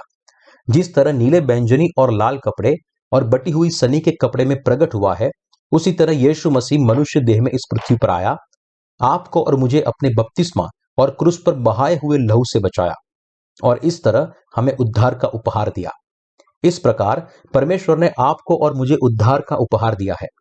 क्या आप इसे अपने दिल में विश्वास करते हैं? क्या आप उद्धार के इस उपहार में विश्वास करते हैं जो यीशु का प्यार है? हम सब के पास यह विश्वास होना चाहिए। जब हम होम बलि की वेदी को देखते हैं तब हमें यह महसूस करना चाहिए कि यीशु मसीह ने हमें किस तरह बचाया है। हमें उद्धार का उपहार देने के लिए वह इस तरह बलिदान हुआ था, जैसे बलिदान के अर्पण पर हाथ रखा जाता है और जैसे इस बलिदान के अर्पण का लहू बहाया जाता था, उसी प्रकार यीशु ने यातनाएं सहन करके हमें हमारा उद्धार दिया है। इस तरह उसने हमें हमारे पापों से बचाया है। हमें इसका एहसास होना चाहिए, परमेश्वर के सामने हमारे दिलों में विश्वास करना चाहिए और हमारे पूरे हृदय से उसे धन्यवाद देना चाहिए। परमेश्वर चाहता है कि हम उद्धार का उपहार और प्रेम जो उसने हमें दिया है वो विश्वास से प्राप्त करें। वह चाहता है कि हम हमारे हृदय में बपतिस्मा और क्रूस पर बहाए लहू के उद्धार पर विश्वास करें, जो उसने पानी और आत्मा के द्वारा परिपूर्ण किया था। यह मेरी आशा है कि आप सब अपने हृदय में प्रभु के प्रेम पर विश्वास करेंगे और सच में उसके उद्धार के उपहार का स्वीकार करेंगे। क्या आप वास्तव में इसे अपने दिल में स्वीकार करते हैं? आपके लिए इस तरह कौन बलिदान हुआ था? मैंने एक बार एक गवाही का पर्चा जिसमें लिखा था, तुम्हारे लिए कौन मरेगा। आज आप किससे मिले जिसने आपको सांत्वना मिली? यीशु मसीह आपके लिए बलिदान हो गया। क्या इससे आपके दिल को सांत्वना नहीं मिली? कौन वास्तव में बपतिस्मा लेकर आपके पापों को सहन करेगा और कौन आपके पापों को मिटाने के लिए आपकी जगह क्रूस पर मरेगा? कौन अपना लहू बहाकर आपको अपना प्रेम देने के लिए मरेगा? आपके लिए इस बलिदान का सामना करने के लिए कौन तैयार है? क्या यह आपके रिश्तेदार है, आपके बच्चे, आपके माता पिता? इनमें से कोई भी नहीं। यह स्वयं परमेश्वर है जिसने आपको बनाया है। आपको अपने पापों से बचाने के लिए यह परमेश्वर मनुष्य देह में इस पृथ्वी पर आया, आपके पापों को अपने ऊपर लेने के लिए बपतिस्मा लिया, अपने पापों का दोष उठाने के लिए वह क्रूस पर चढ़ा और अपना लहू बहाया, मृत्यु से जीवित हुआ, वह आज भी जीवित है और उसने आपको अपना उद्धार और प्रेम उपहार में दिए हैं। क्या आप सच में अपने हृदय में इस प्रेम के उद्धार को विश्वास करते हैं और स्वीकार करते हैं? क्या आप सच में अपने हृदय में विश्वास करते हैं? जो कोई विश्वास करता है वह प्रभु को प्राप्त करेगा और जो भी उसे प्राप्त करेगा वह बच जाएगा। उसे प्राप्त करने का मतलब है कि उद्धार और प्रेम को स्वीकार करना जो मसीह ने आपको दिए हैं।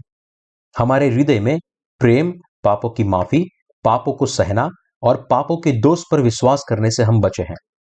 यह वह विश्वास है जो उद्धार का उपहार प्राप्त करता है। मिलाप वाले तंबू की हर चीज यीशु मसीह को दर्शाती है।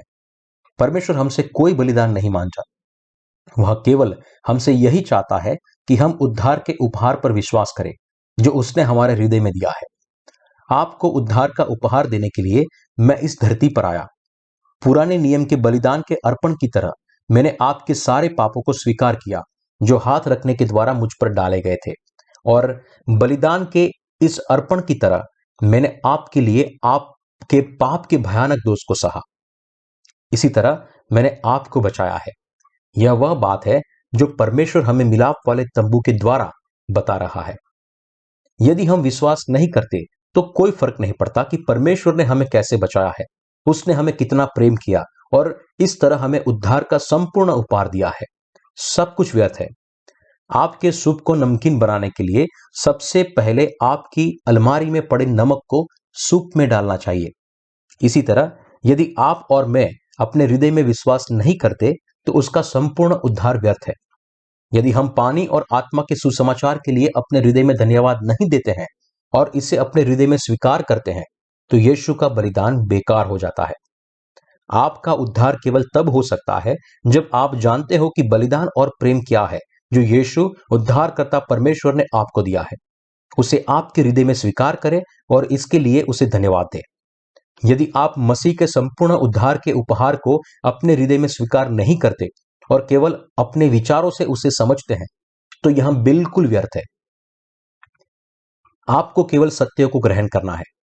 इससे कोई फर्क नहीं पड़ता कि आप सूप चूल्हे पर कितना उबाल रहे हैं।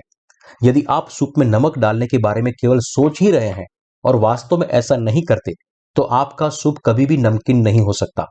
आप केवल तभी बच सकते हैं जब आप अपने हृदय में स्वीकार करते हैं और विश्वास करते हैं कि हमारे प्रभु ने बपतिस्मा लेकर और आपके लिए बलिदान होकर आपको अपने पापों से बचाया है, ठीक वैसे जैसे बलिदान के अर्पण को होम बलि की वेदी पर चढ़ाया जाता था।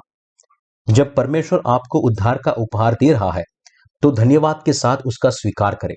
जब हमारा प्रभु हमें कहता है कि उसने हमें संपूर्ण रीति से बचाया है तो हमारे लिए सही बात यही है कि हम विश्वास करें। क्या परमेश्वर का प्रेम जो उसने आपको दिया है वह अधूरा है? बिल्कुल नहीं। हमारे प्रभु का प्रेम संपूर्ण है। दूसरे शब्दों में, हमारे प्रभु ने आपको और मुझे संपूर्ण रीति से बचाया है क्योंकि उसने अपने बपतिस्मा से संपूर्ण रीति से हमारे पापों को अपने ऊपर लिया और क्रूस पर मर गया। हम इस प्रेम के बारे में कई संदेश नहीं कर सकते। उसने हमें पूरी तरह से बचाया है और हमें उद्धार का उपहार दिया है। हम सभी को उद्धार के इस उपहार को स्वीकार करना चाहिए जो परमेश्वर ने हमें दिया है। एक पल के लिए मान ले कि मेरे पास सबसे कीमती रत्नों से बना एक बहुत बहुमूल्यवान गहना है। यदि मैं इसे आपको उपहार के रूप में देना चाहता हूं तो आपको बस इतना करना है कि इसे सहज रूप से स्वीकार करें। क्या ऐसा नहीं है? आपके लिए इसे अपना बनाना कितना सरल होगा और कितना आसान है। इस गहने को अपना बनाने के लिए आपको बस इतना करना है कि अपना हाथ बढ़ाए और इसे थामे, बस। यदि आप बस अपना दिल खोलते हैं और अपने सभी पापों को यीशु पर उसके बपतिस्मा के द्वारा डाल देते हैं तो आप सब आसानी से अपने पापों की माफी प्राप्त कर सकते हैं और अपने खाली दिलों को सच्चाई से भर सकते हैं। इस प्रकार प्रभु ने कहा है कि वह हमें एक मुफ्त उपहार के रूप में उद्धार देगा। हाथ आगे बढ़ाकर थामने से उद्धार आपका हो सकता है। हमने अपने उद्धार को एक उपहार के रूप में प्राप्त किया है। इसके लिए एक पैसा भी हमने खर्च नहीं किया है, और क्योंकि जो कोई भी उस उपहार को पाना चाहता है उसे यह उपहार देने के लिए परमेश्वर प्रसन्न है। धन्य है वे लोग जिन्होंने आभार के साथ इसे प्राप्त किया है। जो लोग आनंद से परमेश्वर के प्रेम को स्वीकार करते हैं वे उनके प्रेम से घिरे रहते हैं, और वे ही है जो इस दाता से प्रेम करते हैं, इसे स्वीकार करते हैं। उन्होंने उसके हृदय को प्रसन्न किया है। इस उपहार को स्वीकार करना सही कार्य है। जब आप संपूर्ण उद्धार के इस उपहार का स्वीकार करते हैं जो परमेश्वर ने आपको दिया है, केवल उद्धार का यह सच्चा उपहार आपका हो सकता है। यदि आप इसे अपने हृदय में स्वीकार नहीं करते हैं तो उद्धार का उपहार कभी भी आपका नहीं हो सकता, भले ही आप कितनी भी कोशिश क्यों ना करें। मैंने भी उद्धार का यह उपहार पाया है। मेरे लिए प्रभु ने इस तरह बपतिस्मा लिया था। इस प्रकार बपतिस्मा लेने से उसने मेरे सारे पापों को अपने ऊपर उठा लिया। वास्तव में उसने मेरे लिए बपतिस्मा लिया था। धन्यवाद प्रभु, मैं यही विश्वास करता हूं, इसलिए मैं अब पाप रहित हूं। मैंने पाप की संपूर्ण माफी पाई है। यदि आप भी पाप की माफी को पाना चाहते हैं और उद्धार पाना चाहते हैं तो अभी इसका स्वीकार करें। मैंने तब से हर समय उद्धार के इस उपहार के बारे में सोचा है। अब भी जब मैं इसके बारे में फिर से सोचता हूं तब मुझे एहसास होता है कि मेरे उद्धार के लिए परमेश्वर को धन्यवाद देने के अलावा मैं और कुछ नहीं कर सकता, क्योंकि उद्धार का यह प्रेम मेरे दिल में है। मैं इसे कभी नहीं भूल सकता। जब मैंने पहली बार पानी और आत्मा के सुसमाचार को स्वीकार करके और विश्वास करके अपने पाप की माफी पाई, जो नीले, बैंगनी और लाल कपड़े और बटी हुई सनी के कपड़े में प्रकट हुआ, तब मैं परमेश्वर के प्रति धन्यवादित था। और अब भी कई साल बीतने के बाद भी मेरे पास अभी भी वही आभारी हृदय है और मैं हर रोज नवीनीकृत होता हूं। यीशु निश्चित रूप से मुझे बचाने के लिए इस पृथ्वी पर आए। मेरे सारे पापों को अपने ऊपर लेने के लिए उसने बपतिस्मा लिया और मेरे पापों का दोष सहने के लिए क्रूस पर मरा। जब मुझे महसूस हुआ कि ये सभी चीजें मेरे लिए की गई थी तो मैंने तुरंत उन्हें स्वीकार कर लिया और उन्हें अपना बना लिया। मुझे हर समय यह एहसास होता है कि यह सबसे अच्छी चीज थी जो मैंने अपने पूरे जीवन भर में की है, सबसे बुद्धिमानी और सबसे समझदार कार्य। इसलिए मैं विश्वास करता हूं कि प्रभु वास्तव में मुझसे प्रेम करते हैं और मेरी परवाह करते हैं, और मैं यह भी विश्वास करता हूं और अंगीकार करता हूं कि उसने यह सब इसलिए किया क्योंकि वह मुझसे प्रेम करता है। प्रभु, मैं अपना सारा धन्यवाद आपको देता हूं। जैसे आपने मुझे प्रेम किया है वैसे मैं भी आपसे प्रेम करता हूं। इस प्रकार का अंगीकार करना नया जन्म पाए हुए लोगों के लिए एक बड़े आनंद की बात है। हमारे प्रभु का प्रेम कभी न बदलने वाला है। जिस तरह हमारे लिए उसका प्रेम कभी नहीं बदलता है, उसी तरह उसके प्रति हमारा प्रेम भी कभी नहीं बदल सकता।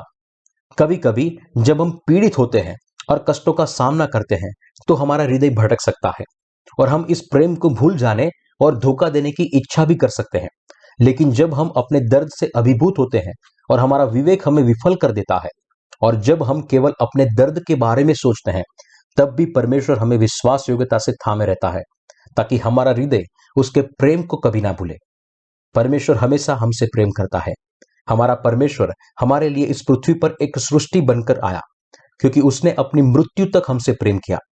अब मैं आपसे विनती करता हूं कि आप अपने लिए परमेश्वर के इस प्रेम पर विश्वास करें और इसे अपने हृदय में स्वीकार करें। क्या अब आप विश्वास करते हैं? हमें इस प्रेम के साथ हमारे पापों से संपूर्ण रीति से बचने के लिए मैं परमेश्वर का धन्यवाद करता हूं।